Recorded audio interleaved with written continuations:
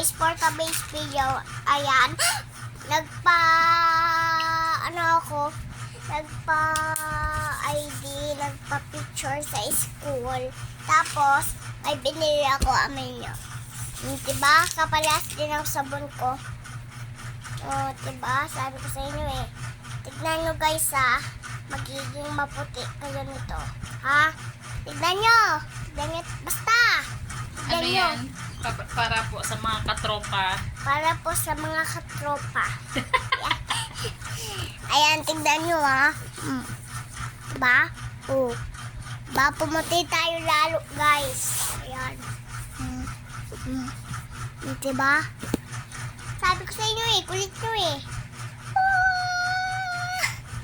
Ano pa pangalan ng powder na yan? Sabon discretion. Sabon So, ayan, kulat siya. Tender care. Tender care. Sabon disgrasya. Nasa ka dyan, discretion. Siguradong mag-graduate ang kamay nyo. Ano ko sa'yo? Oh. Gamit sila niyan para Pumuti. pumuti. Kita niya pumuti.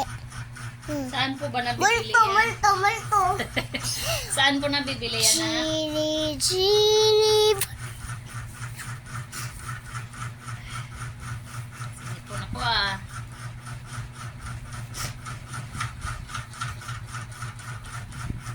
Parang ang dami naman anak ko. Parang nagsasayang naman ang pulbo yan. Sus, Ginoo. Tignan mo yung mukha mo para ka ng Multo. spasol. Para ka ng nasubsob sa spasol.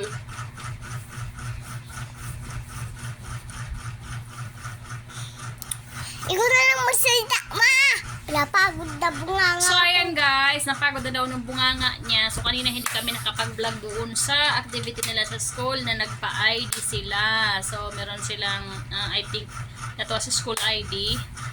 So, hindi na rin ako nag-clean. Hindi na kami naglinis doon sa room kasi magbayad na lang daw kami ng 20 pesos para daw merong pondo doon sa school. So, yung mukha mo para...